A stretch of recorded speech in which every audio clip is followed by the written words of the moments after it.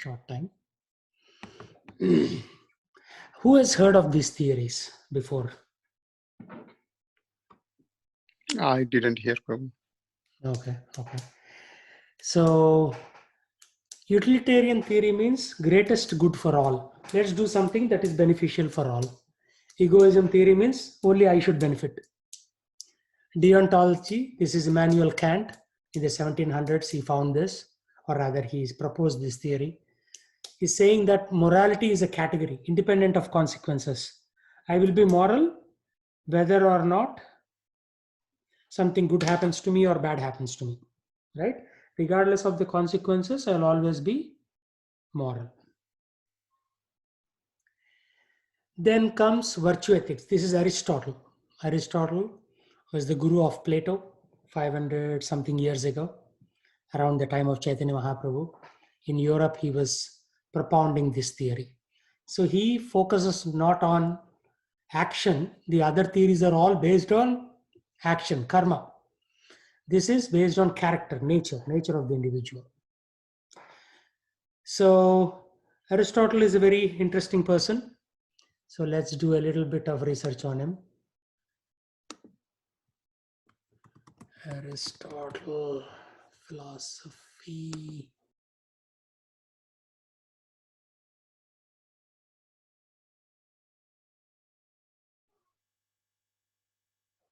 Oh, no, I was wrong. He was not a peer of Chaitanya Mahaprabhu. He was born before Christ, means 2000 years ago. So Aristotle was credited with the study of formal logic, right? And the same formal logic in Vedic tradition is called Niti Shastra, which was propounded by, who propounded it? One of the sages, but then who followed it mostly? It was by Chanakya Pandit. It's also called Chanakya Niti. Oh, Ardhashastra kada. Arthashastra, but Arthashastra was followed by Kautilya. Kautilya is Chanakya. Chanakya Pandit, yes. Yeah. I mean, unless some great man performs some activity on that, the books remain theoretical books, right? Just because Prabhupada has invested all his time and energy on Bhagavad Gita and so on, nowadays we are studying his book.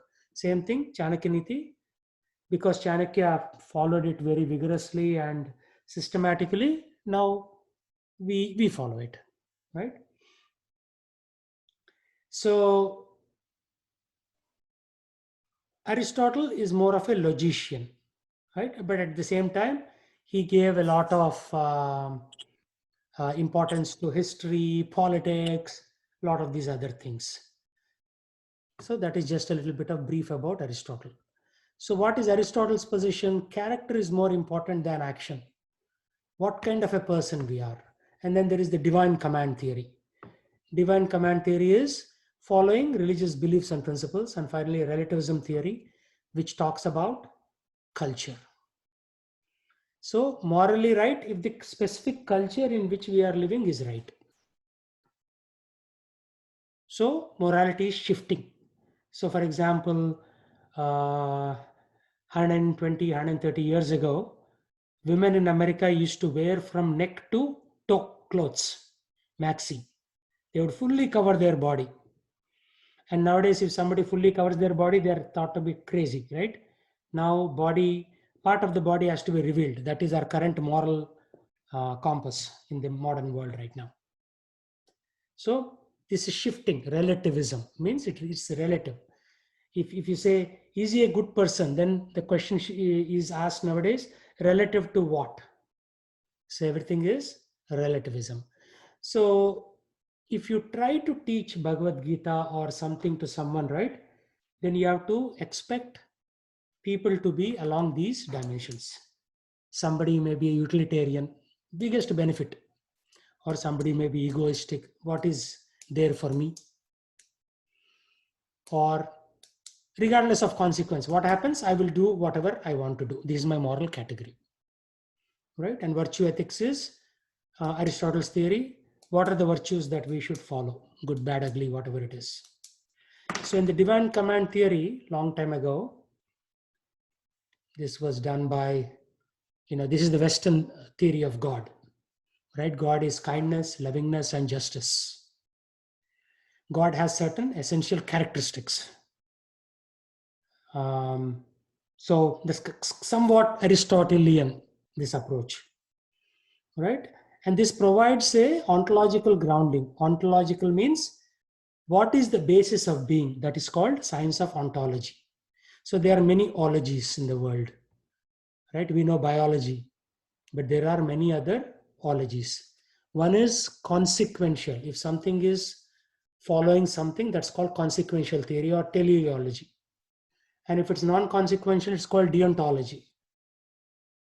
And then alternative is virtue theories.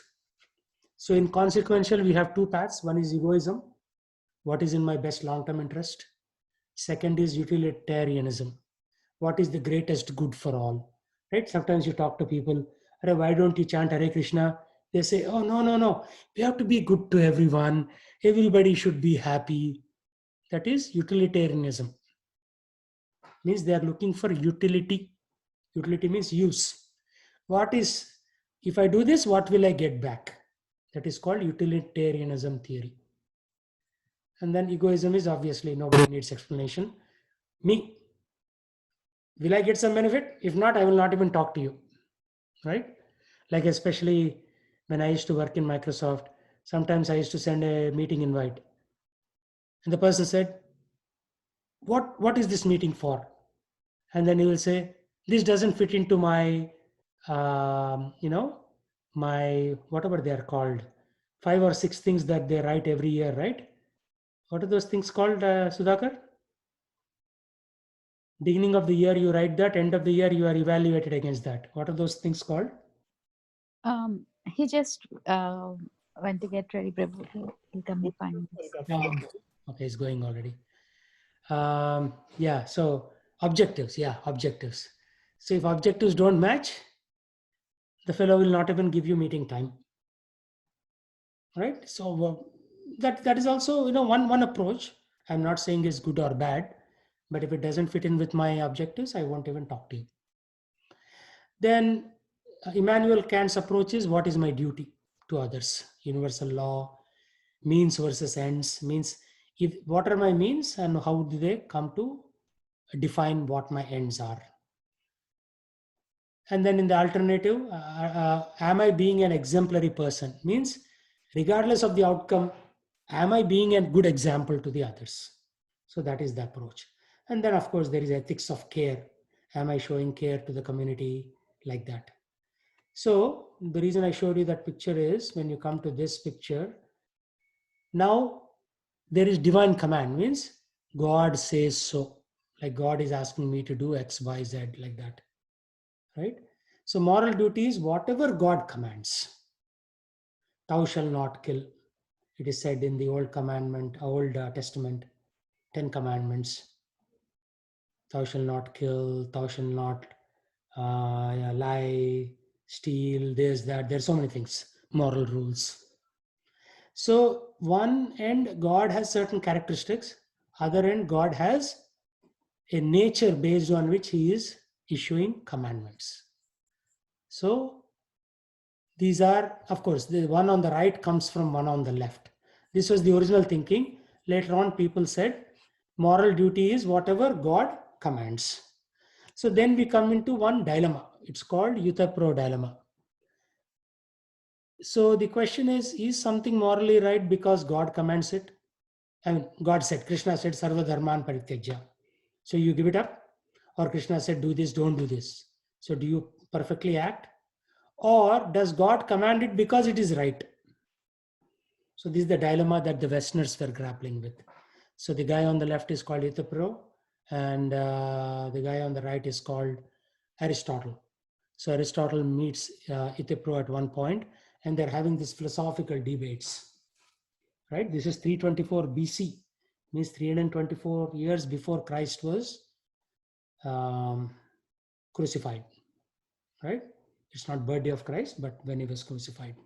So before Christ and after Christ, that's how they divided. And till day we are following the same thing, right? So right now we say we are in 2020 BC. No, AD. AD means after the death of Christ. BC means before Christ. So is something right because God commanded it? What do you think?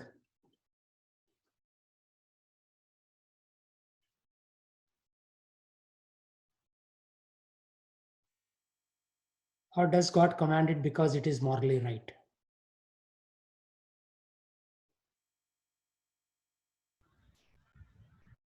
No, the first one, Prabhuji, No, morally it's a right dilemma, because right? God. It's a dilemma. It's not like the first one is right. Somebody will come and say second one is right. Why does God command it? Because it's morally right. So he has a set of rules and therefore he's commanding it. Right? So you could argue on this forever. For one person who is on the left hand side, there'll always be one person on the right hand side. No, but Prabhu, but how can one person argue on the right hand side? Because how does the person knows what is right and what is wrong? Yeah, because the number one, it is right because God said so. No, that's right, Prabhu. It is right because God, if God says anything should be right. But if someone says God commands it because it is right, but how can a human being argue that something is right? So this is like an abstract thing, right? So something is right somewhere, and both human being and God, human being is saying that okay, God is doing the right thing because it is right. So how come? So I don't feel that the second thing is. Yeah, the reason this is called a dilemma is because some people actually argue on the right side. And that's why this is a dilemma. You see my point? Otherwise, it's not a dilemma, it's a fact, right? Yeah. Otherwise, we would not even be talking about it. So this is like a philosophical discussion between Aristotle, is one of the smartest persons in the modern times, right? Modern as in like 2000, 2500 years ago. It's considered modern. Nowadays, modern people will not even get into this dilemma, right? They'll say, shut up, man, get a bottle of Budweiser, drink and go to sleep. Right? In year 2020, an average man's consciousness is at that level. They'll get a headache thinking of concepts like this. This was because people back then were a little smart, even in the West. Nowadays, what is the debate? Police should not kill black people. Yeah, police should not kill black people. That's a fact, right? But they are killing because there is this prejudice against a certain segment for a very long time in this country. But then the affected people go and burn buildings and loot stores. That's not also good behavior, is it? So who is behaving right now? Nobody is behaving right now, right? Everybody is crazy. And government says, "Arey, don't go, Baba, you'll get corona." Then this fellow will say, "Who are you to tell me? I'll go." And today's 9,000 cases in Florida. So if a wise man says don't go, there is a reason. It's not like you are so smart that you can figure out everything on your own. No. A wise man is telling you not to do some things because it is not good for you. So that's how this is. So that's why this is called a dilemma. Is something morally right because God commands it? That is what Sarvana, you and Swati Mataji said. But then, and also, I think Raja Lakshmi said. And then there will be some people who will be arguing on the right side of the argument. Does God command it because it is morally right? Okay, maybe it is morally right and therefore God is commanding like that. But as I said, this is for the intellectual people. Average people, they'll get a headache if you give them this logic, right? They'll just drink some beer and go to sleep. That's it. So Kritika, thanks for joining. Happy to be in, Prabhu. So what is your view on this one? This is called the Itapro dilemma. Utipro dilemma.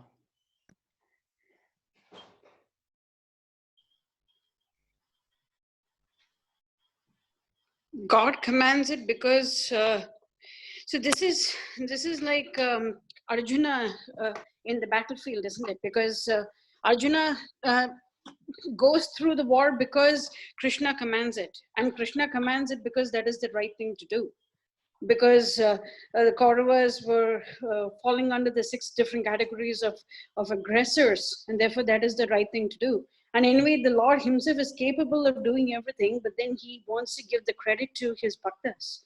Yeah. So So Sarvana had a point before you joined. I don't know when you exactly joined. He said, how do we know what is morally right?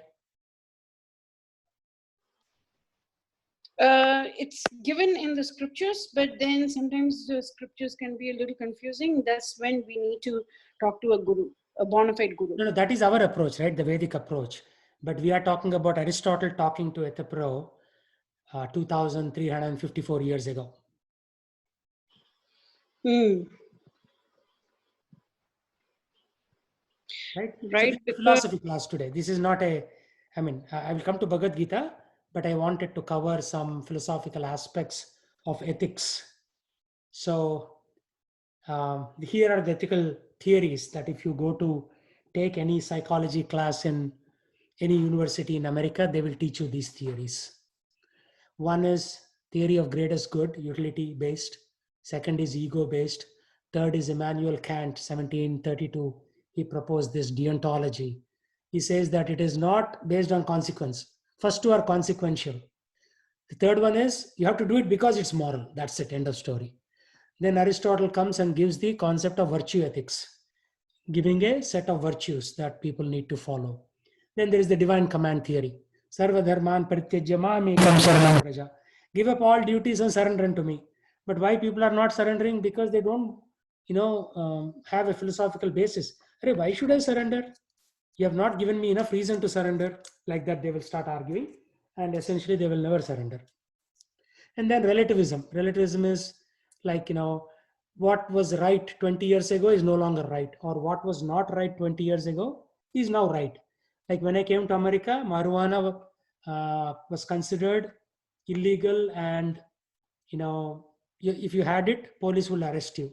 Now marijuana is grown everywhere, and you have stores in Kirkland. There's a board, higher leaf, like that, right? In 20 years, everything changed. Women were wearing from neck to toe, not to toe, yeah, to the ankle, dresses, tall dresses. Now, to reveal part of the body is considered moral, right? Previously, revealing part of the body was considered immoral. So that is relativism. Things keep on changing. gay marriage. Oh, game. At least they're marrying now. Previously, there was just gay sex, right? So, what is actually, it's a step in the positive direction. Okay, so here's a picture from the Christian tradition. So God has certain essential characteristics. That was the original divine command theory.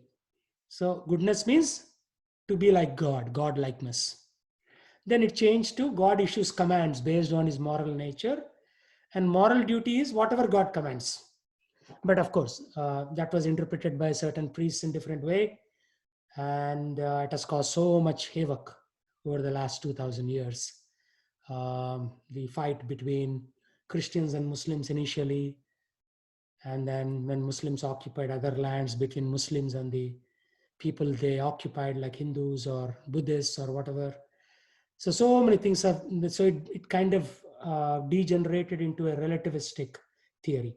Actually, I have a slide where the Islamists, the Muslims had a view on this dimension. Yeah. So this was what my students told yesterday, the last column. Like, for example, relativism, Islamists don't agree. They say, we don't care. We'll wear a burqa regardless of whether it is 2020 or 2080. Right? So they reject that relativism theory. Burqa is what? From neck till ankle, complete coverage of the body, which used to be the standard for Christians even 150 years ago. But now all that is gone with the wind. Literally gone with the wind. Right? So Rekha from yesterday's class, she was saying, oh, ethically right means commanded by God. But then what is definition of God? Right? You can call anybody God, and whatever he says becomes ethically commanded. And that's what happened in the Islamic tradition. People started giving their own interpretation of God, said, commanded by God. Therefore, you have to take a plane and ram into tall buildings in New York City, and God will love you. Right? That was their explanation. And all these youngsters went into these planes and hijacked them and rammed into Twin Towers in New York. So we need to even come to the point of definition of God in order to come to divine commandum theory. And then egoism theory is Vifma. Vifma, anybody knows what Vifma is? Nobody? You've been living in America. What's in it for me? What's in it for me? It's an acronym. So what will I get if I do this?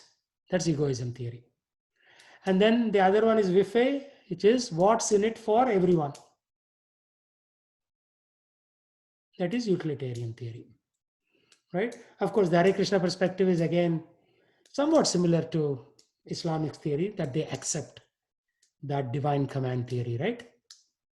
But others, they are all simply theories. They don't have any moral ground. Thoughts on this one?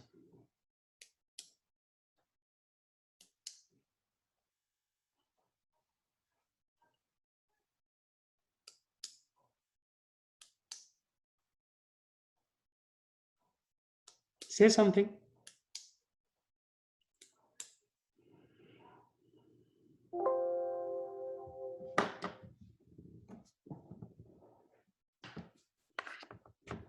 No thoughts?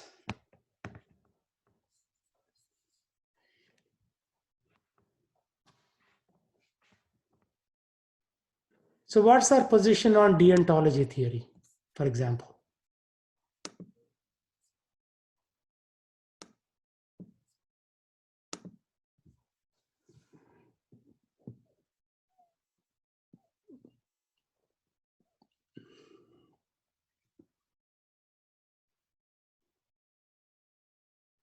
So what's this universal ethics? Based on right and wrong. Yeah, but what is universal about it, right and wrong?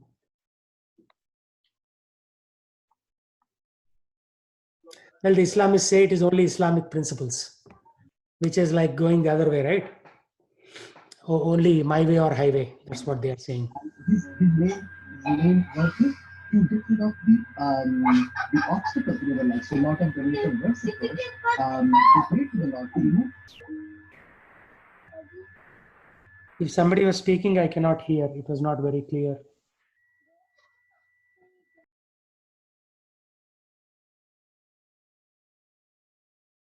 So deontology theory says, let's use some universal principles. But what is the source of universal principles? Wisdom. Jnana. Wisdom. I don't know about that. Source of universal principles. What is the source of universal principles? Something that should be valid past, present, and future. So if you take a scriptural basis, you should see whether the scriptures are still valid, and they usually are. So the source of that is scriptures. Of course, jnana comes from the scriptures, but jnana can be about other things also, how to create an atom bomb and destroy others. That's also jnana, but that's useless jnana.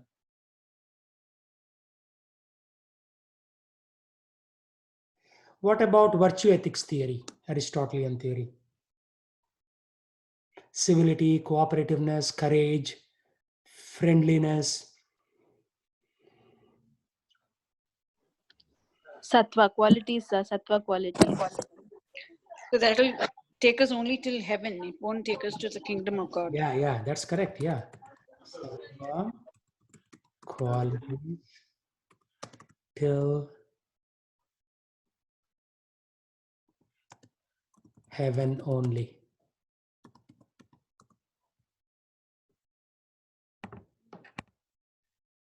So Kritika Mataji, is that your apartment? You started your video.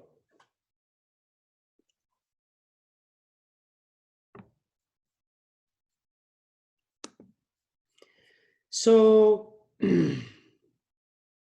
egoism theory. What is the role of egoism in our philosophy? Is there any role?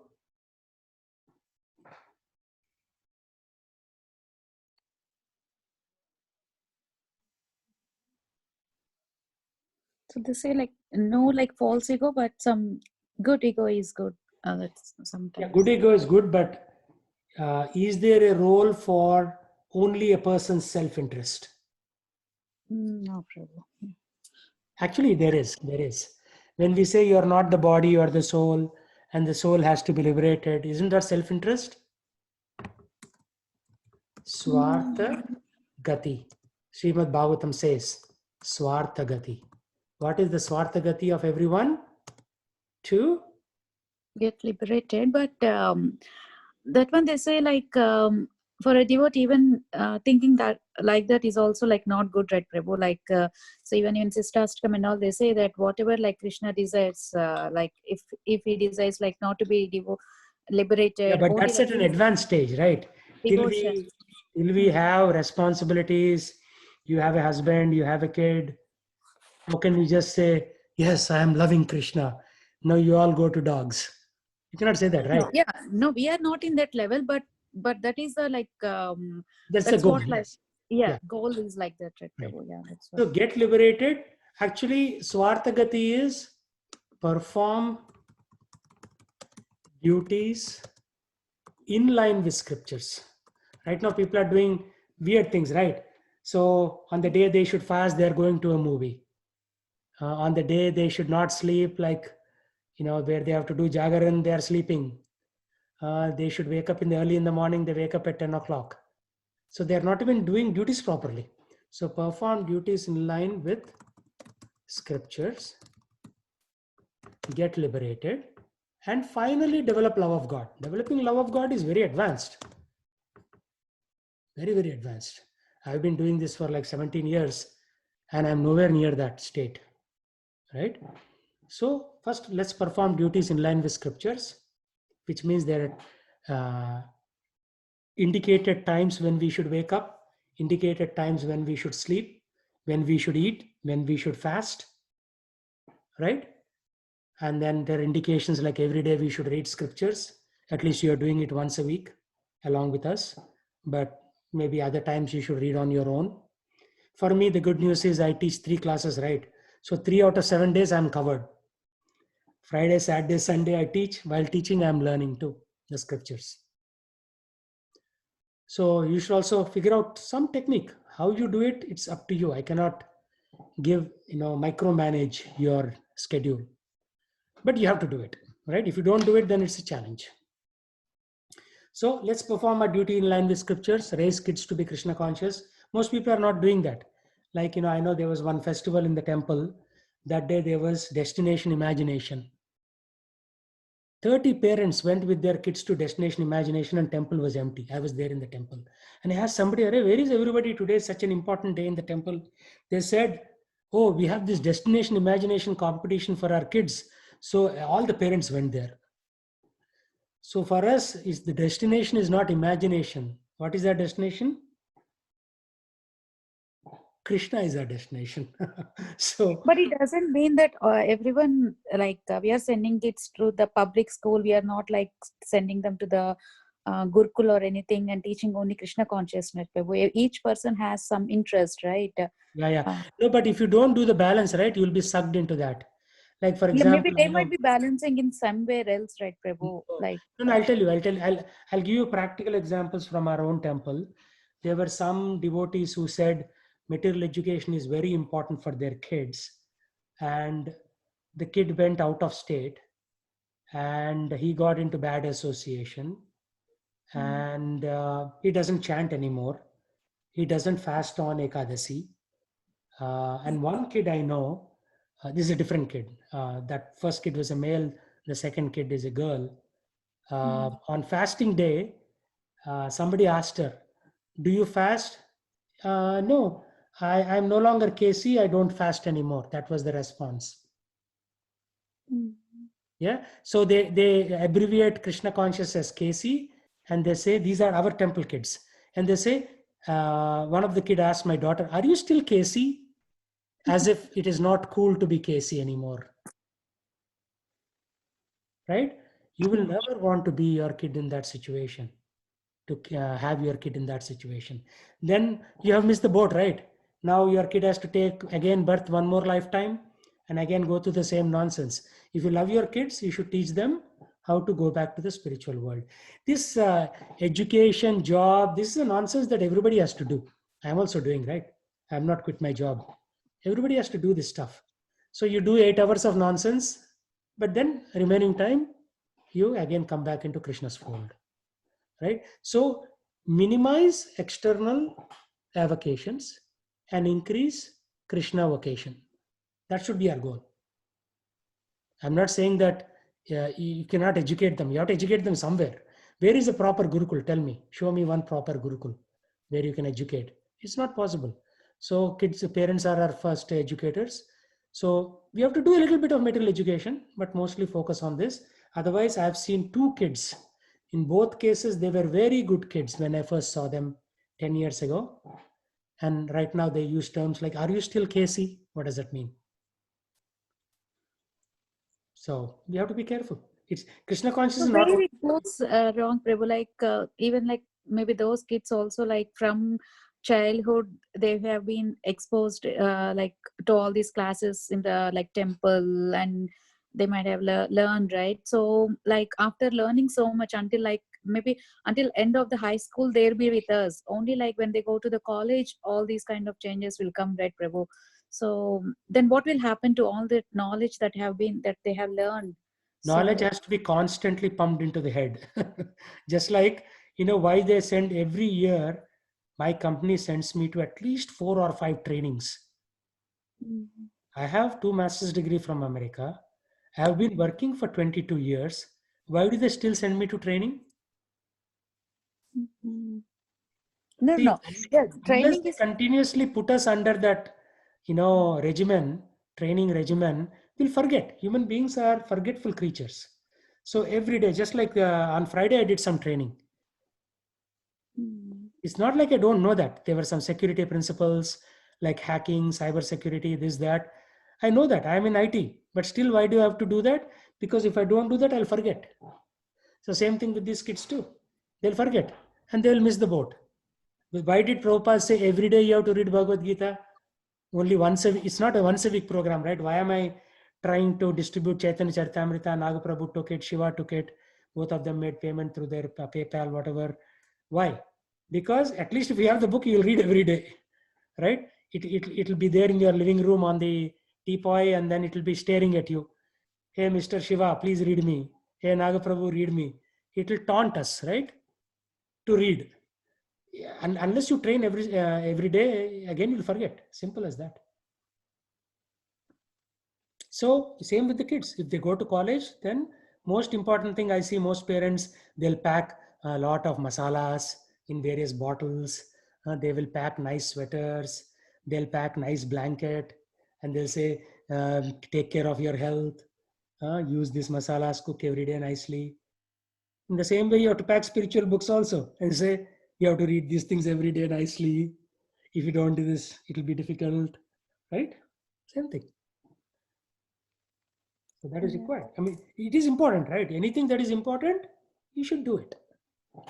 Prabhu, yeah, I just want to say one thing. When I first came to USA, way back in the early 2000s, the first thing that my mom placed in my suitcase was my Valmiki Ramayana book. Very That good. was the first thing she placed. Yeah. That's the way it should be, right? Otherwise, what will happen slowly? If you don't have Ramayana in America, you'll say, anyhow, I don't have Ramayana. I will read Fortune magazine, Wall Street Journal. I'll make more money, and then you'll slowly start thinking about stock market, right? Your focus shifts. The mind is an empty vessel. Unless you fill it in, it will go somewhere else. What is that English saying? Idle man's mind is a devil's workshop. So devil will enter, Maya Devi will enter, and she will give you other ideas. Even for us, believe it or not, for me, I'm not talking about you. If I don't read Bhagavad Gita for 3 or 4 days, my mind starts wandering. And then I'll start thinking about some nonsense, right? So for everyone, we have to be super careful. Srila Prabhupada's program is what? Every day morning, wake up early, do Mangalarti. Even if you wake up a little late, it's okay. Do Mangalarti. And in the evening, you have to read Bhagavad Gita every day for at least half an hour to 1 hour. Bhagavad Gita or Srimad Bhagavatam or Chaitanya Charitamrita. Otherwise, what happens? The whole day, your colleagues are bombarding you with so many material thoughts. Somebody will say, I bought this stock. I bought it for 24. Now it is 26. I made $10,000. Yeah. And then your mind will start thinking, maybe I should also buy stock. Then after a while, you will forget Krishna and you will be doing stock trading. that has happened to many people. I know there was one Brahmana Pujari in our temple. He's from Russia. So he was a very good Pujari. He used to come and do a lot of pujas on the altar. Somebody gave him an idea. Why don't you get into marble business? So he started a marble facility. I went to his marble facility in Kent. Kent is south of Renton. South west of Renton, I think. Yeah. Anyways, Highway 183. So I went to his shop. Then he started selling marble. I bought some marble for my altar here upstairs. After a while, he stopped coming. Then I asked him, Prabhu, why are you not coming to temple? He said, Prabhu, this marble business is so tough. I am so busy, I don't get time to come to temple, Prabhu. So what good is a business that will take you away from Krishna, right? You should burn down that business.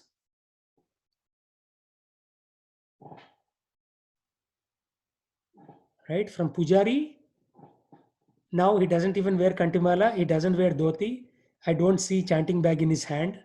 What's the use? It will happen to, I'll tell you, you are not the first students that I've had. Over the last 17 years, I've had at least 200 students. You are who managed to somehow survive the onslaught of Maya. You're still coming to hear Bhagavad Gita. A lot of them dropped out.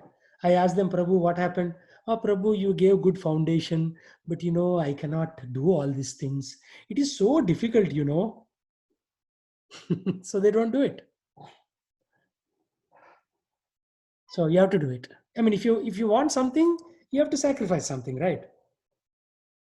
Without sacrificing your time to study your bachelor's degree or master's degree, like Swati has MBA, Kritika has some kind of MBA too, right? Kritika and Satwa. I also have double masters, Prabhu. Double masters, excellent. And then you have Shiva has engineering degree, Naga Prabhu has engineering degree. So do you think you got all these degrees without sacrifice? You just slept on your grandmother's bed and all the degrees came into your lap? No, you had to work late nights, right? Till midnight, 1 a.m. We all studied in engineering. Otherwise, we would not be here today having such good jobs. So when you sacrifice somewhere there, you got some result. Same thing. Unless you sacrifice here or teach your children the purpose of sacrifice and how to elevate themselves, it came back. Can you hear me now? Yes, Prabhu. Okay, I don't know what happened. Suddenly for about a minute and a half. Yeah, but we don't your screen now. Okay.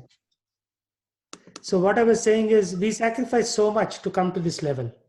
We have MBAs, we have masters, double masters, engineering. And without the same thing in devotional life, you cannot do that either. So whether we like it or not, if we want something, we have to sacrifice something. Simple.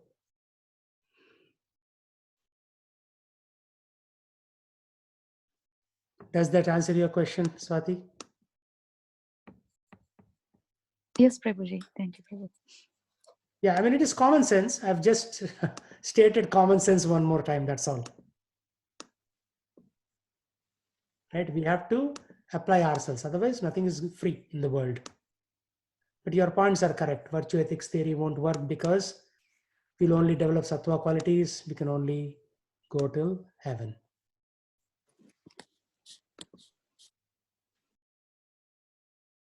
So that is the theory of ethics. So ethics is not just one theory. There are multiple different theories that are floating. And why I'm teaching you this is because tomorrow when you go talk to someone, somebody will say, yeah, you have to be good to everyone. That is devotion, that is life, that is utilitarianism.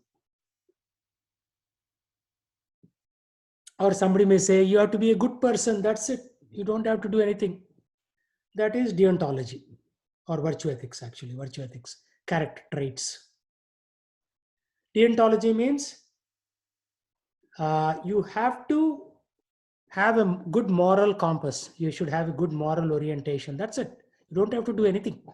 No action. Utilitarianism and egoistic theory, there's action involved, karma involved. But in deontology, there is no karma involved, just jnana. If you know what the right and wrong is, that is good enough. Divine command theory, you have to go beyond these two steps and you have to actually follow something, do something.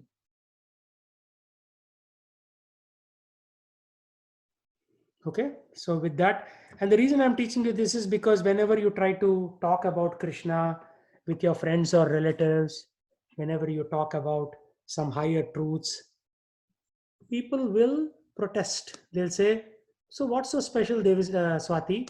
I know you. You are my MBA classmate. All of a sudden you are giving big lecture to me. You are not that special. They will cut you down, right? They'll immediately cut you down. Or they'll say, Nagaprabhu, yeah, you and I, we used to go watch movies here in engineering college. All of a sudden you are giving this big theory to me.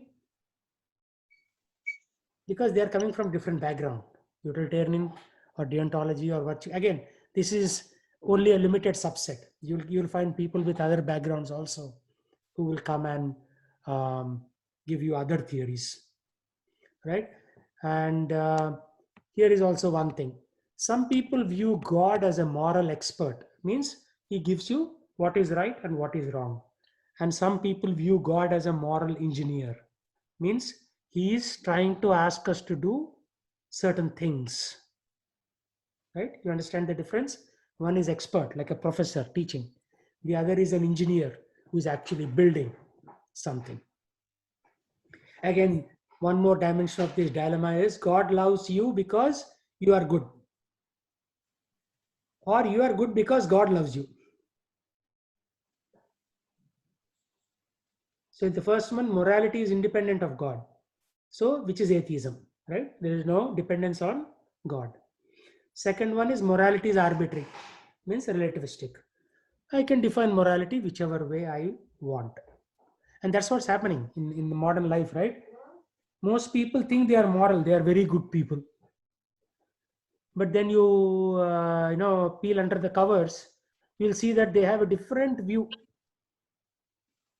Just like Rajalakshmi has gone to some other classes also. There they had a very different view of what life is. Why? Because they're coming from a different angle altogether. So you need to understand all angles before you talk about devotion or Krishna with the broad-based audience that is out there in the world. So last night I discussed with my students the basis, where all this goes is when Krishna in the divine command theory, he says, Sarva dharman parityajya mamekam sharanam vraja. Surrender is a prerequisite to liberation. Krishna is clearly saying, Sarva dharman parityajya first. Mamekam sharanam vraja means give up all kinds of activities first and take shelter of me second. Aham tam sarva papebhyo. I will remove you your papas. 3. And 4th, mokshishyami masuchaha. I'll give you liberation. 4. So the sequence matters. 1, 2, 3, 4. So surrender is prerequisite to liberation. If you want to further divide this, surrender is prerequisite to eradication of sins. Aham tam sarva papebhyo, which is a prerequisite to liberation. And if you want to take this one step further, withdrawal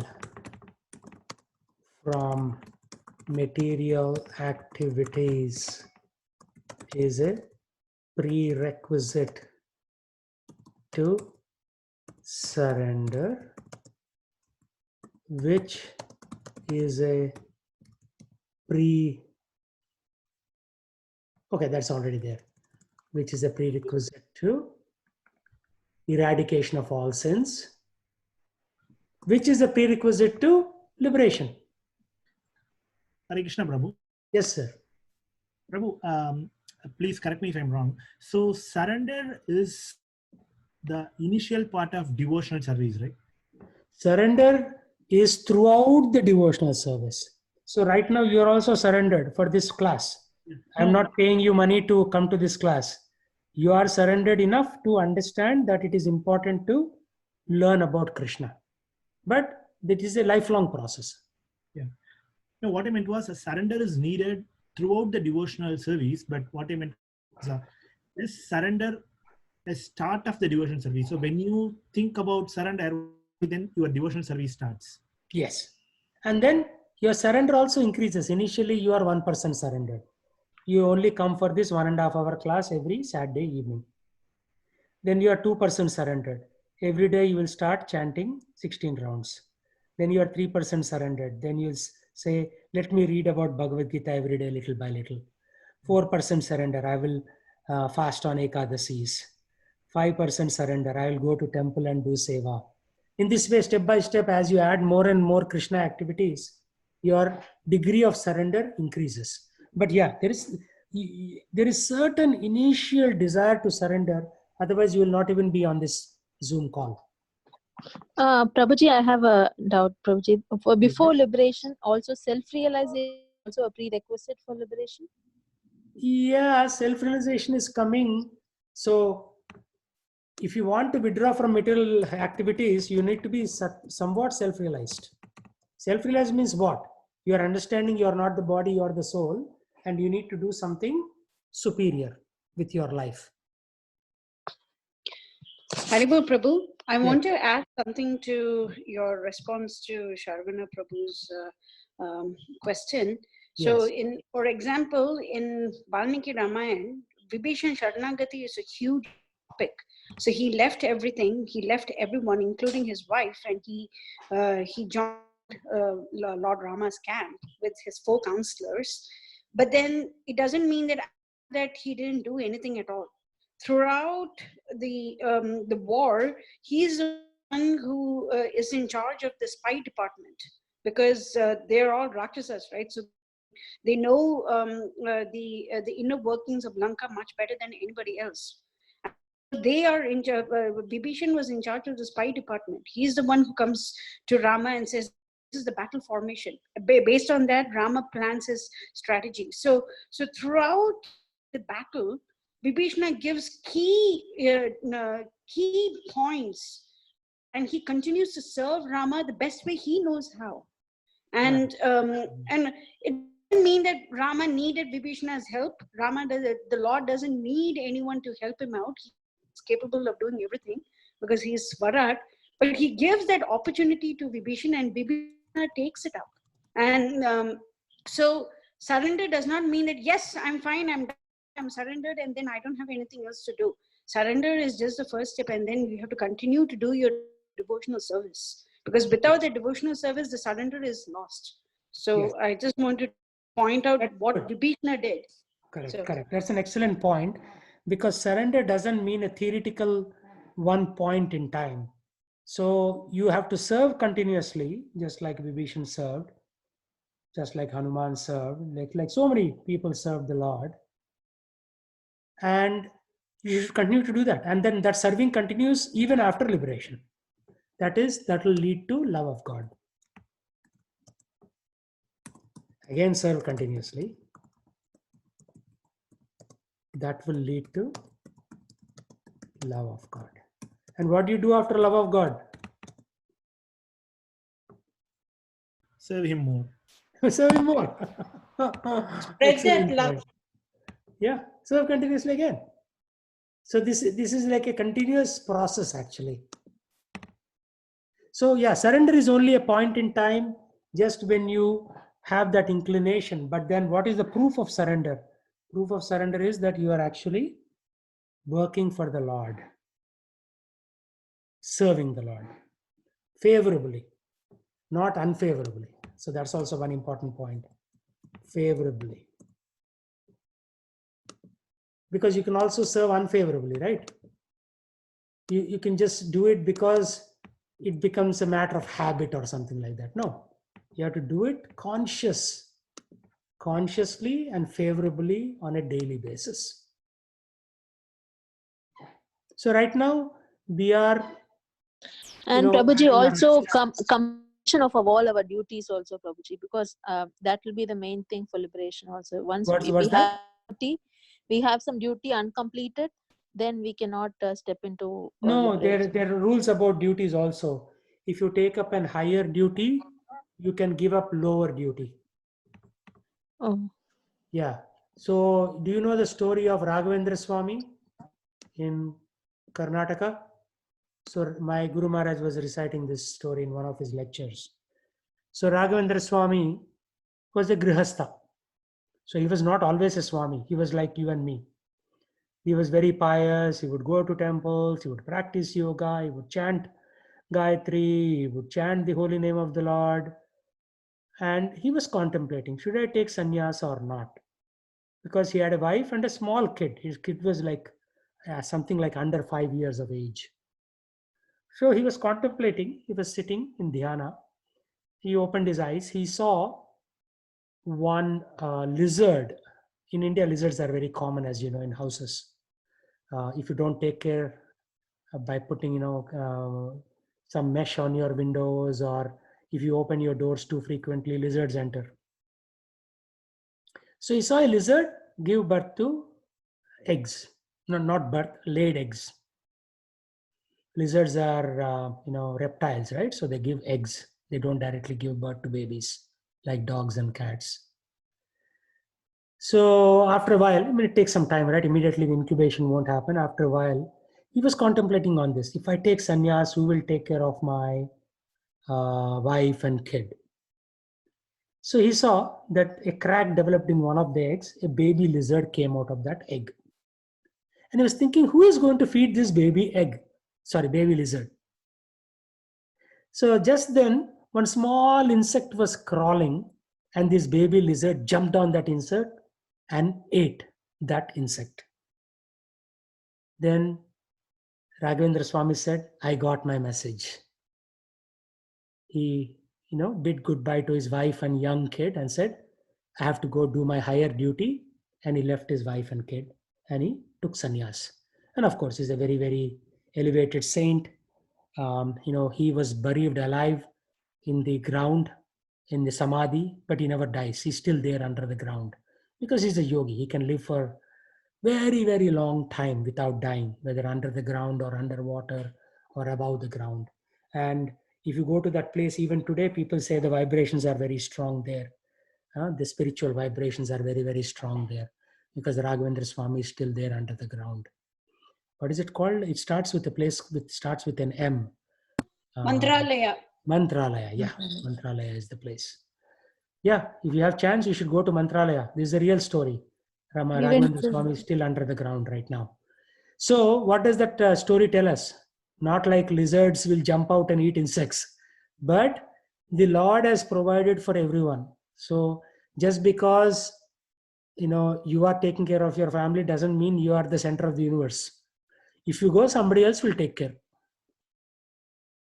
Right? So if you take a higher duty of, after surrendering, if you want to serve the Lord continuously, favorably in an ashram, and if you wish to join, so obviously if your kids are not yet prepared, too young, somebody else will take care of them. You continue with your spiritual journey.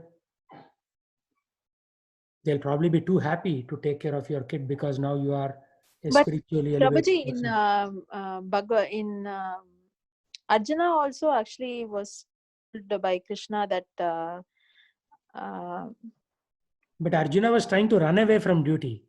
He was not surrendering to he God. tried to run away from duty and become run away from No, he wanted to duty live by begging. He didn't say, I want to become a sannyasi. That's the difference. He said, I want to live by begging rather than fighting, which means that is running away from duty. Here, Raghavendra Swami didn't run away from duty. What did he do? He went to a higher platform. He said, I want to serve my Lord continuously, which is not possible in Grihastha. Grihastha means what? Morning till evening, mornings 5 a.m. till 10 p.m. or 11 p.m. continuously you're busy. Something or the other will come. Yes or no? So yeah, it depends upon your ability and your consciousness, right? There are a lot of people I know. I was telling this 2 weekends ago, I think.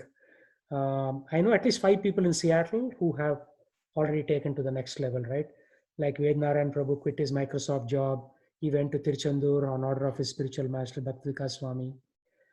Then we have Sridhar Sham Prabhu who quit his Space Labs job and he went to Coimbatore. Coimbatore, they are planning to either start a temple or enhance the temple. So he's serving there. We have one other person. He didn't take initiation, but he told his wife, I want to go down this path. So he went to India. His wife still serves in the temple. I've seen her doing altar service, back altar service. But he went to India. I joined an ashram like that. There's one other person who is working for T-Mobile. He's also Bhakti Vikas Maharaj's disciple. And I tried to talk him out of it. He said, I want to go to India, become a brahmachari. I said, Arey, you have such a good job in T-Mobile. Why don't you stay here? He said, I'm a brahmachari. I don't need money. Right? If I had a wife and kid, then I need money. But now this is the good time. I'll just go. I don't have any obligations. I'll just join a temple, distribute books. So he distributes books somewhere in Ujjain in Madhya Pradesh. Right?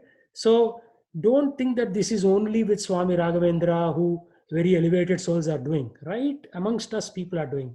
And then Madhav Chandra, he had a CTO job, earning like $300,000 a year. He quit that job. Now he's in Bangalore. He's just serving as a devotee, basically preaching and like that.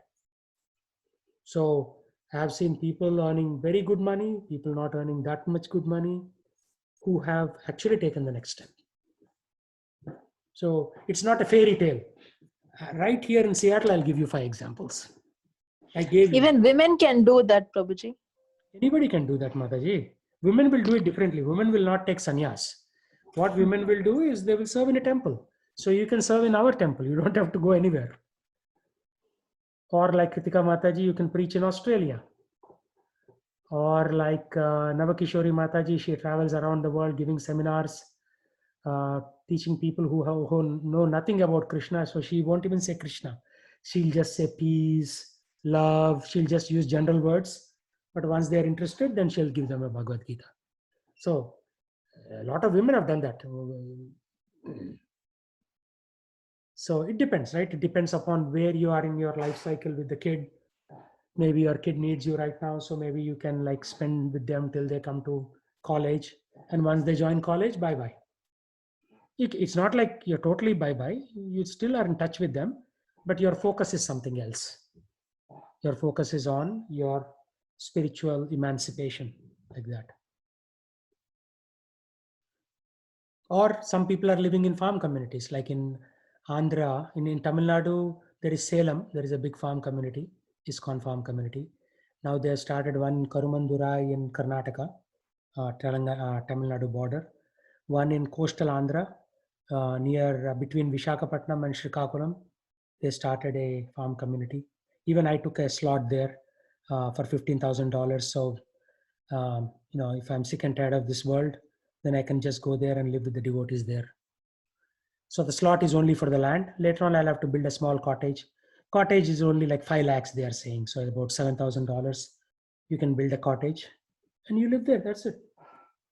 It's not like we have to work like a donkey all our life.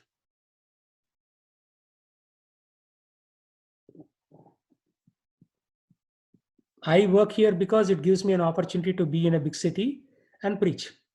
Right? I'm able to like talk to you folks now, and there'll be other folks also will come after you graduate.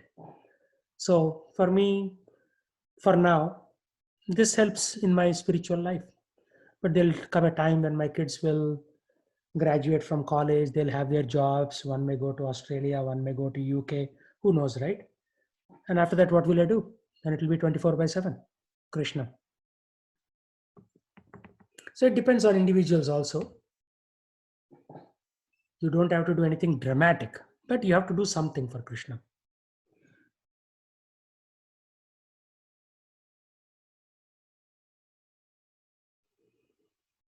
So yesterday I was also covering these points. It's easy to wake up a sleeping person. If somebody's sleeping, right?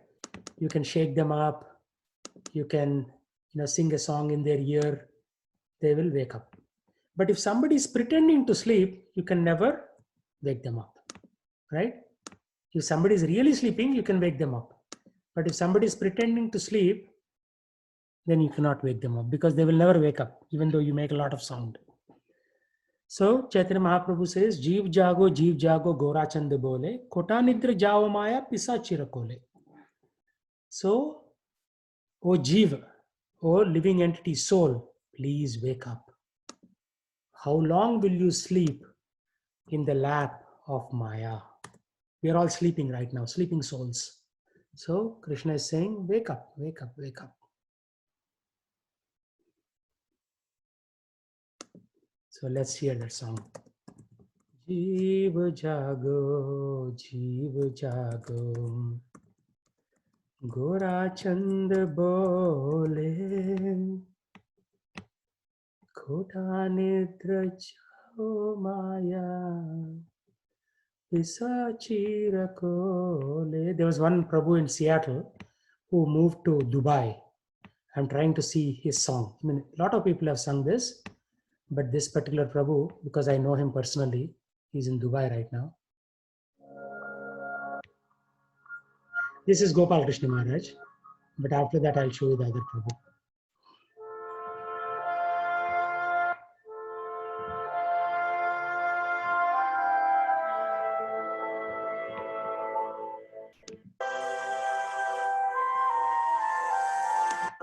Chanda bole,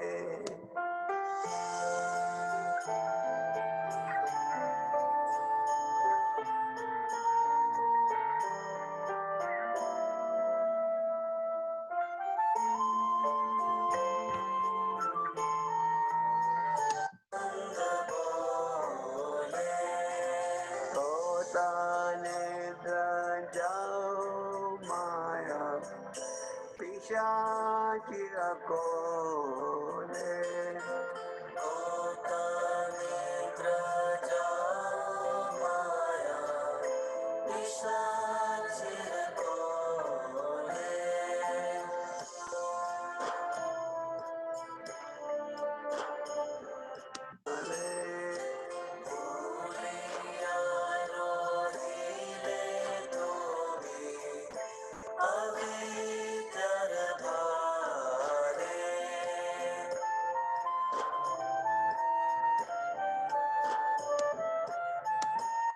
So that was that. And let me show you one more by one of the Seattle devotee. Dubai means, is it Swarup Damodar? Yeah. Saridhamadare చూపిస్తున్నాను.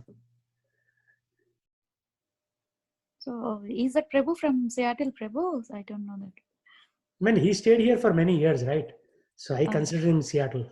No, I don't know because his songs are like so nice and I used to hear, Yeah, but yeah. I don't know that. Right. He lived here actually.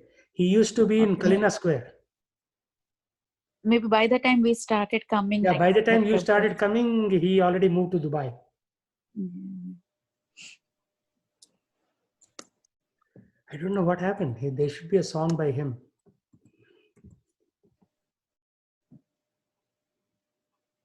Maybe they removed it for some reason. Or it is search by name, Prabhu, like Jeev Jago by Swarup Damodar. Let's see.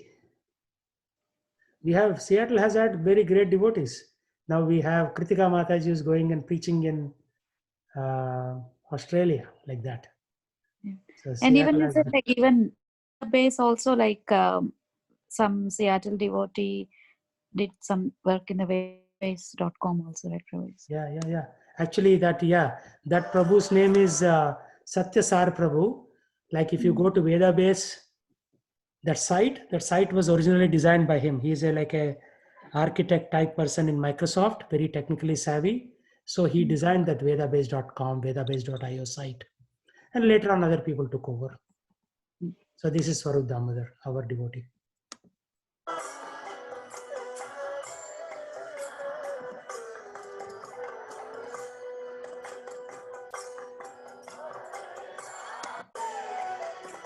No, this is just like his image, right? There will be one where he's singing. Anyway, we will come to that later. Maybe this is the one, because he's in live is much more impressive. Yeah, Saru Damodar, Dubai, right? Hare Krishna, Krishna Krishna, Hare Hare. Anyway, you can watch him offline. So yeah, there are devotees who will spread all over the world and preach. But the whole idea is that we have to wake up. Right now we are sleeping or pretending to sleep. Some or the other we have to wake up to Chaitanya Mahaprabhu's mercy. So morality is the standard by which Supreme Person is pleased. Normally, we think morality is everything. But what is morality? Morality is the standard by which the Supreme Person is pleased. So if the Supreme Person is not pleased, then it's not morality. Like Yudhishthir was asked to lie by Krishna, Ashwatthama Hatha Kunjara. Hatha. He said, you say Ashwatthama died, and therefore Dronacharya will lose his focus on fighting because his son died, and then you can start fighting with the Kauravas. Yudhishthira said, how can I tell a lie? Then finally tells the lie. Ashwatthama Hatha Kunjara. Kunjara means they kill an elephant called Ashwatthama and say Ashwatthama is dead. So, and the Lord was a little unhappy because he said, when I'm telling, why should you not follow? Because the Lord's purpose was what? To destroy all the proud Kshatriyas in the battlefield of Kurukshetra. So it's Lord's design. It's not like, it's a bad thing to kill or anything like that. Lord said, this is the time to finish all the Kshatriyas. Just now, like Lord is using coronavirus to eliminate a lot of people. Today's score in Florida is 9,000 people got corona, right? It's pretty bad actually. But then it's the Lord's desire. What can we do? If he wants to kill, he will kill. If he wants to save, he will save. So, Rake Krishna Mare Krishna Rake Ke. If he wants to kill, he'll kill. If he wants to save, he'll save. So we should be on his saving list, not being the killed list. So context, like, we had a interfaith conference here many years ago in the old Redmond Temple, Bellevue Temple, in the Bellevue, near that park and ride, near the Target and Fred Meyer and Home Depot. There's a park and ride. Right next to that, we used to have our original temple. So we had a interfaith conference. So some people came. They said, your religion is very violent. I said, why? Because your God wants to kill. I said, what do you mean?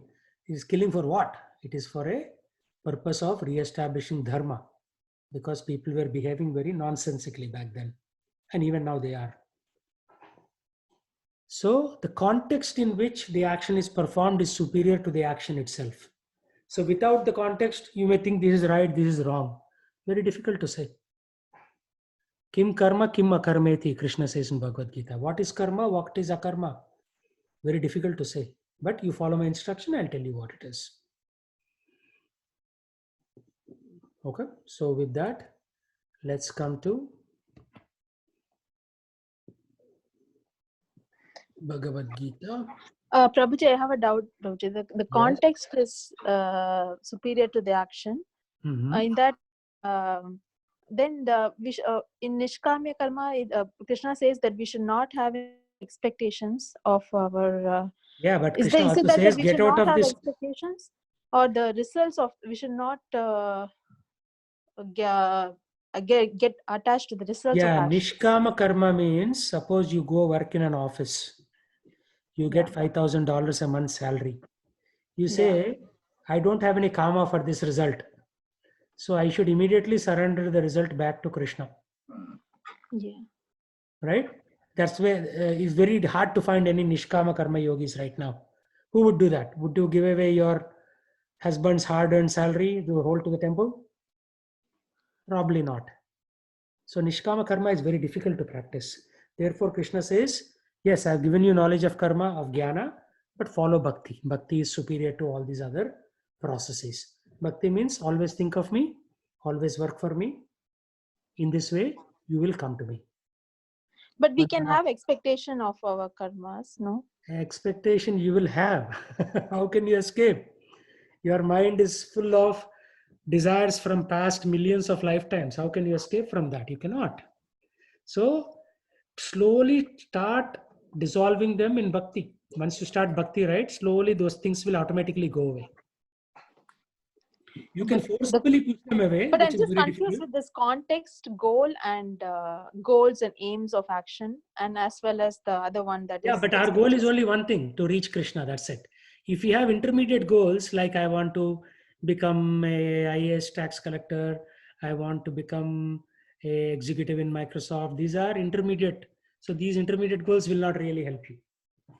Okay, you may have some intermediate goals, but keep the long term goal very clearly fixed in your mind. Long term goal should be, I should be going and playing with Krishna in the spiritual world. Not only liberation. After liberation, serve him, become very close to him, and play with him. That's called love of Krishna. We are a long way from that, but we have to start somewhere.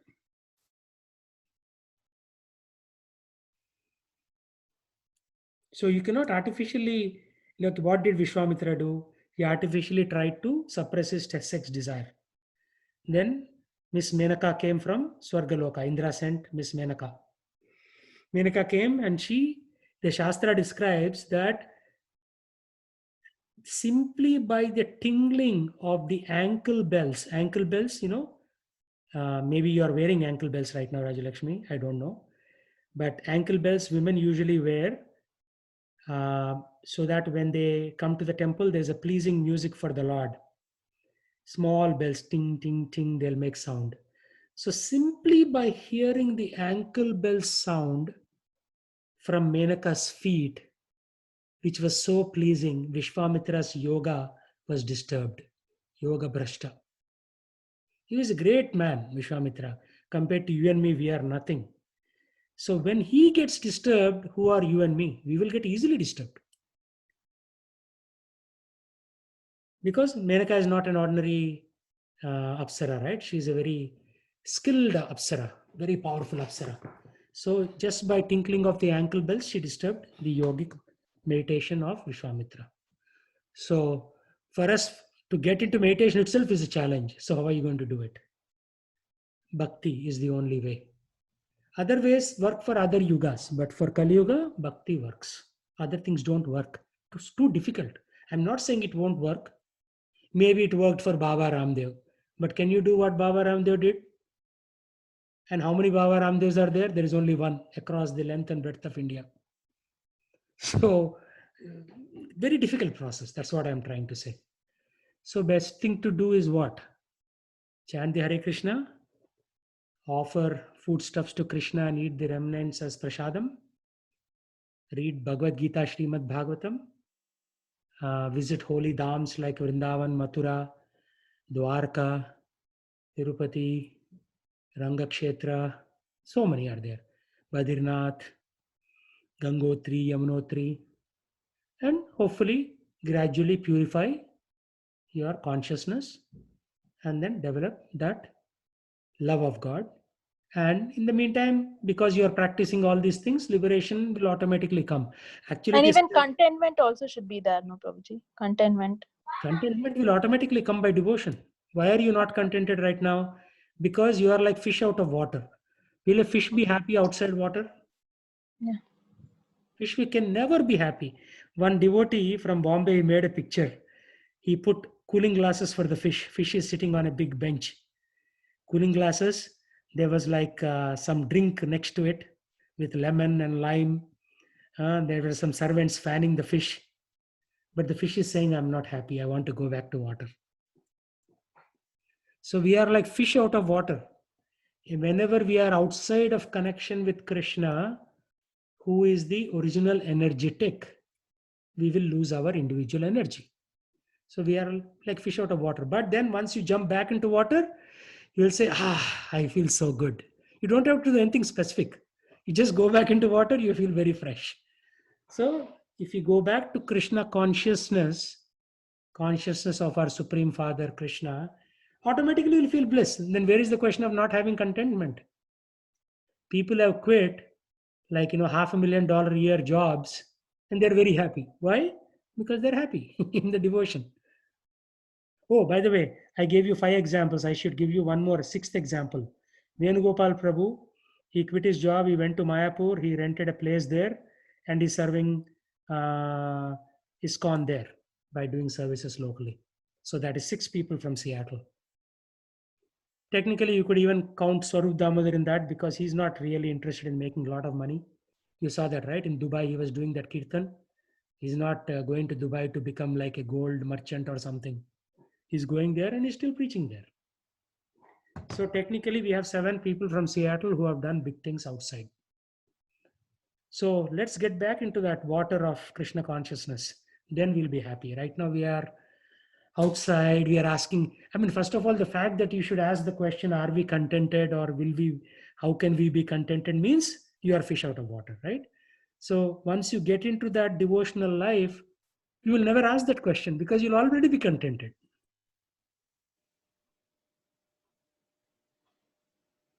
So I think Mataji has not done the starting classes, right, Prabhu, like No, that's DYS. fine. You don't need starting classes, Mataji.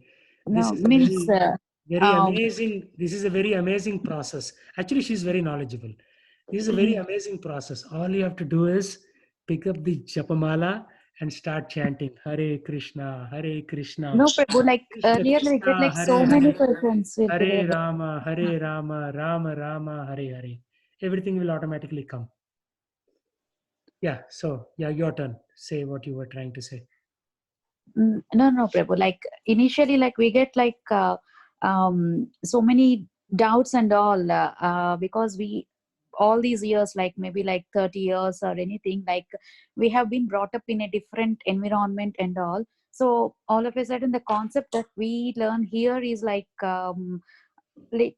more different, and means like you also know me like from 4 years, like from the time like we are coming from the classes, like Correct. Correct. Yeah. so there'll be like a gradual like sequence, like even the first chapter of like even Bhagavad Gita, like the how the questions raised by like Arjuna, like it seems like be good only, like how like Mata. So what I'm telling like with my experience, so like that's Yeah, what that's like good.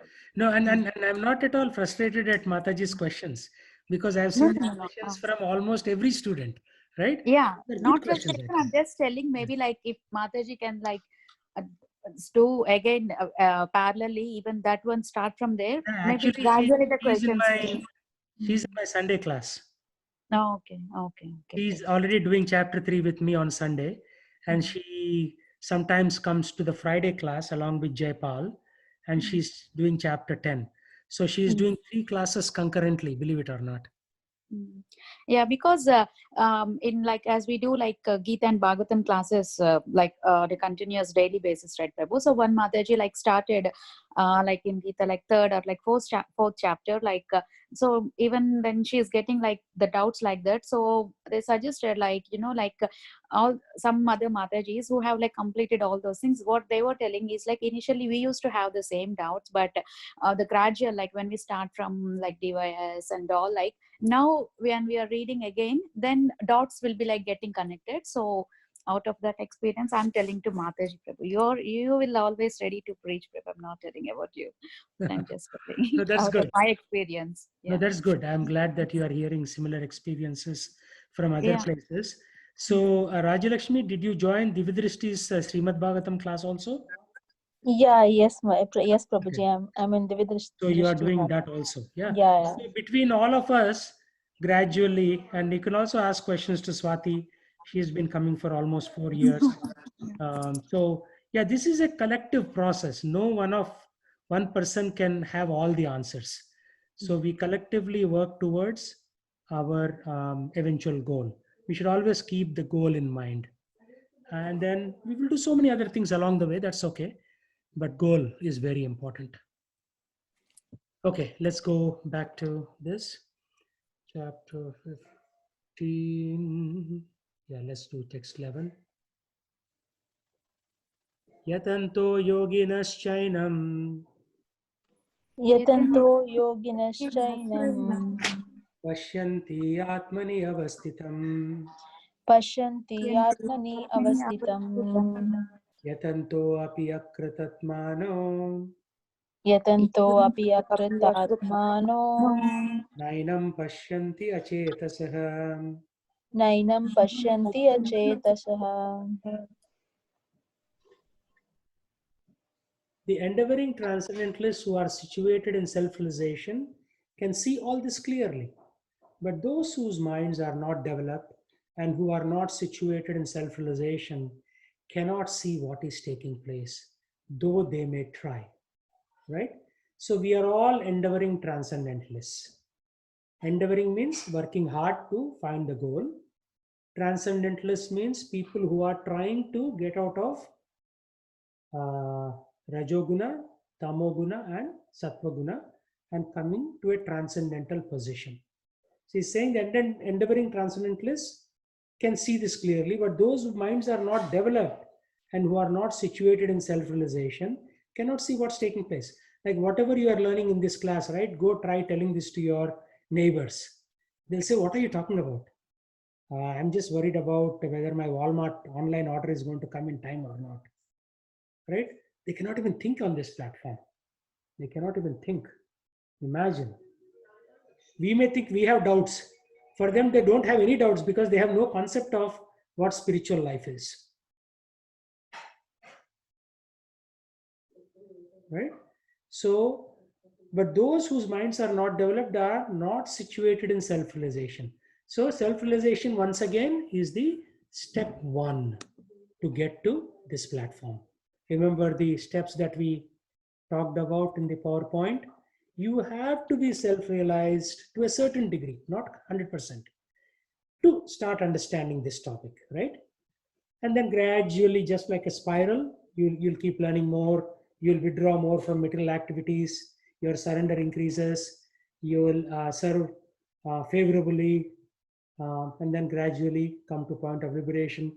And even there, you will have different layers. Like I heard one Prabhuji maybe 10 years ago, he was saying after liberation, in the Shuddha Sattva, there is not one level, there are 5 or 6 levels. So there is Shuddha Sattva 1, Shuddha Sattva 2, Shuddha Sattva 3. I quite didn't understand because back then I was trying to myself get a handle around all these concepts. So it is there. We have to start somewhere. Okay. Kritika Mataji, can you read? Prabhu, I'm cooking now. Prabhu, can someone else do it? Okay. Prabhu? Shiva, can you read? Hare Krishna Prabhu. Purport. There are many transcendentalists on the path of spiritual realization, but one who is not situated in self-realization cannot see how things are changing in the body of the living entity. The word yogina is significant in this connection. In the present day, there are many so-called yogis and there are many so-called associations of yogis, but they're actually blind in the matter of self-realization. They're simply addicted to some sort of gymnastic exercise and are satisfied the body is well built and healthy. They have no other information. They are called yathantopi akrithamana. Even though they are endeavoring in a so-called yoga system, they are not self-realized. Such people cannot understand the process of transmigration of the soul. Only those who are actually in the yoga system have realized the self, the world, and the Supreme Lord. In other words, Bhakti Yogis, those engaged in pure devotional service in Krishna consciousness, can understand how things are taking place. Yeah. So only Bhakti Yogis, only people who attend Bhagavad Gita classes like us, who come to the temple, Hare Krishna temple, do some seva, only we can understand. Because the vast majority of the people are doing some kind of gymnastics. Actually, last Saturday was International Yoga Day. In the afternoon, Rohini Priya Prabhu gave a class. And one thing that he said caught my attention very much. He said that majority of the people are doing yoga for some benefit, right? Physical health, mental health, to show off to people, some benefit they are seeking. But the Bhakti Yogi is not seeking any benefit. He's doing it just for the pleasure of Krishna, right? And then he said, I won't come to any conclusions in the end of my class, but I will keep it open-ended, because now you have to contemplate on this topic. You have to think about what does it really mean to do yoga and not expect anything in return. So something that just triggered in my mind, I wanted to share with you. So there are many associations of yogis. There are Ramakrishna Mission, there are the Brahma Kumaris, there is the Nityananda Mission. There's so many, but all of them come to the, they also learn Bhagavad Gita, but all of them come to the edge and then they stop, because they don't know how to cross over that edge and come into devotional life. Some of them think that devotional life is just sentimentalism. Look at that person, is only taking one ghee lamp and continuously waving at the Lord, doing arti. These people don't know any philosophical basis. But what they don't realize is, to come to the point of taking a ghee lamp and offering to the Lord Damodar during Kartik Mass, you have to learn all this philosophy. What is ghee? What is a lamp? Why do we have to offer it to Krishna? Why in the Damodar month in Kartik?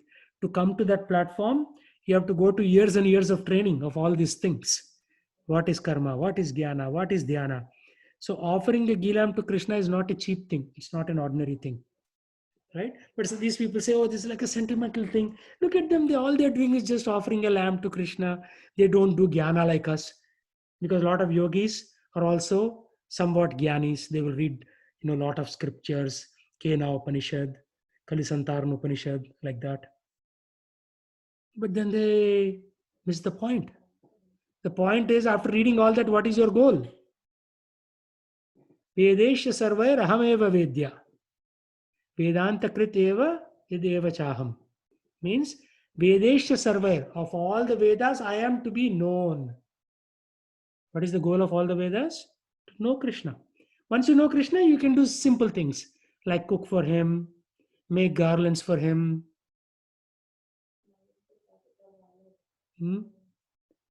do altar service, clean the floor of the temple. All that comes after this jnana. Without this jnana, cleaning, then you may think, why are they calling me to clean? Why can't they call some Mexicans to clean? $15 an hour. No, this is not a $15 an hour. This is like $1.5 million an hour service, right? You are serving the Supreme Lord. This is not an ordinary thing. So to come to that platform, you have to go to all this. So jnana, certain amount of jnana, like Rajalakshmi was saying, is necessary to come to the point of bhakti. But once you come to bhakti, then too much jnana is also not necessary, because then you'll become a scholar as opposed to becoming a sevak. We need to become sevaks of the Lord, not scholars. So let's write that statement down. From scholarship to servitorship. Servitorship means like becoming a servant of the Lord. Then it becomes Bhakti Yogi. This is also yoga because this is the culmination of all the previous yogas. In other words, Bhakti Yogis, those who are engaged in pure devotional service, can understand how things are taking place. Next verse. Yad aditya gatam tejo Yadaditya gatam tejo jagad bhashyate akhilam jagat bhashyate akilam yat chandramsi yat chagnam yat chandramasi yat chagnau tat tejo vidhi mamakam. tat tejo vidhi mamakam. Krishna says, the splendor of the sun which dissipates the darkness of the whole world comes from me. This is not the first time Krishna is talking about him and the sun. 3 or 4 times he talks in the Bhagavad Gita. Right? He says, the sun and moon are my eyes. He says that, I am the source of the sun. And here Prabhasmi is- Sasisuryaho. Yeah, Prabhasmi Sasisuryayo. Very good. Yeah, that's how students should be.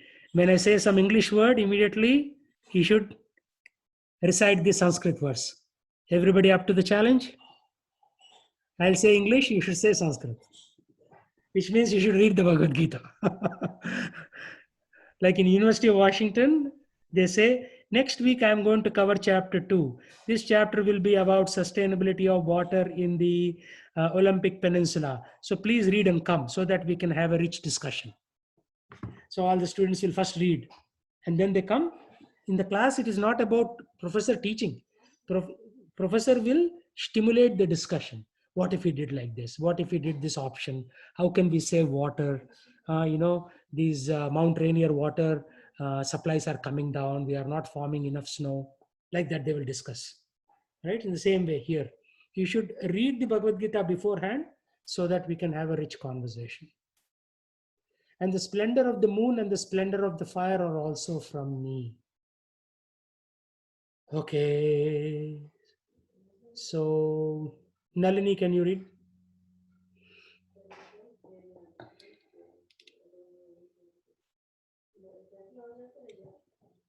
Nalini, are you on?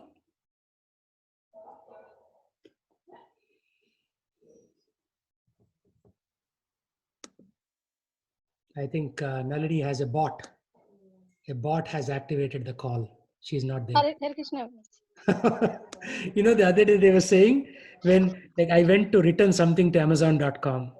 What happened? I bought a product for like some $65 or something. I paid $33 through gift card and then remaining through credit card. And then before the product arrived at my home, I canceled it. So they should refund me the money. So somewhere their process was messed up and they didn't refund. Then I called. Actually, they refunded part of the money. I think for the gift card they returned, credit card they didn't return. And there was a bot on the other end. And you cannot reason with a bot, right? Bot is program. So no matter what I say, it says, thank you very much for your order, for your kind consideration, but we are unable to refund your money at this time. And I'm saying, Arey Baba, I returned the product. The product never arrived at my door. So how do you reason with a bot? You cannot reason with a bot. So I thought for a moment that Nalini deployed an artificial intelligence bot. Okay, Nalini, continue reading. Okay. The unintelligent cannot understand how things are taking place, but one can begin understanding what the Lord explains here. Everyone sees the sun, moon, fire, and understand that the splendor of the sun, the splendor of the moon, and the splendor from the Supreme Personality of Godhead. In splendor and the splendor of electricity or fire are coming from the Supreme Personality of Godhead. In such a conception of life, the beginning of Krishna consciousness, lies a great deal of advancement for the conditioned soul in the material world. In this material world, the living entities are essentially the parts and parcels of the Supreme Lord, and he is giving here with the hint how they can come back to Godhead, back to home. From this verse, we can understand that the sun is illuminating the whole solar system. There are different universes and solar systems, and there are different suns, moons, and planets also. But in each universe, there is only one sun. As stated in Bhagavad Gita 10.21, the moon is one of the stars. Nakshatranam aham sashi. Sunlight is due to the spiritual effulgence in the spiritual sky of the Supreme Lord. With the rise of the sun, the activities of human beings are set up. They set fire to prepare their foodstuff. They set fire to start the factories, etc. So many things are done with the help of fire. Therefore, sunrise, fire, and moonlight are so pleasing to the living entities. Without their help, no living entity can live. So, if one can understand that the light and splendor of the sun, moon, and fire are emanating from the Supreme Personality of Godhead Krishna, then once Krishna consciousness will begin. By the moonshine, all the vegetables are nourished. The moonshine is so pleasing that people can easily understand that they are living by the mercy of the Supreme Personality of Godhead Krishna. Without His mercy, there cannot be sun. Without His mercy, there cannot be moon. And without His mercy, there cannot be fire. And without the help of sun, moon, and fire, no one can live. These are some thoughts to provoke Krishna consciousness in the conditioned soul. Yeah, so Srila Prabhupada is saying you cannot live without presence of sun, moon, fire. And where are they coming? They are coming from mercy of Krishna. Therefore, be Krishna conscious. So when we think about nature, like Rohini Prabhu was saying the same thing last Saturday in Yoga Day, that when we are closer to nature, our Krishna consciousness will come forth. And that's why my spiritual master Bhaktivikas Swami is requesting people to go and live on the farm. If you live on the farm for like 1, 2, 3 years, then you are so close to nature, then you'll appreciate that we are so much dependent on the Lord. Right now, what's happening? We are working for somebody, money goes into a bank, we have a credit card, you save the credit card in Amazon or Walmart.com or bestbuy.com or any of these sites. Then you go there, you browse, you click, and it appears that everything is coming automatically, although it's not. So when we live close to nature, like my Guru Maharaj always encourages us to do, at least for part of our lives, maybe for a few years, then you will appreciate, Arey, I put a seed in the ground. The seed has come as a plant. I put one seed and this plant is giving me 3,000 seeds. That's almost like 100 grams of rice. So I put one seed and I got 100 grams of rice. Now out of that, I eat 90 grams of the rice and remaining 10 grams, next year I can again plant in the ground. And again, it will get out more seeds. So where is this magical thing happening? This happening through mercy of Krishna. Because without the sun, rice won't grow. Without the moon, vegetables won't grow. Without the fire, you cannot cook and eat. And all three are coming from Krishna. So therefore, our dependence on the Supreme Lord will increase when you are close to nature. Right? So we have to think about these things. You have to think like, who is sustaining me? How am I alive? I'm not alive because of what I am doing. I'm alive because of what the Lord is doing through sun, moon, and fire. Even the atheists, they cannot explain. They'll say, yeah, all you can do is you can do some genetically modification, this, you can put some fertilizer, grow some crops. But why are the crops? What if the crops decide not to come out of the ground, right? What will happen to you? You'll be dead. So the atheist has no answer for that one. So being Krishna consciousness is very important because that will teach us the connection to Krishna. Any thoughts, any questions?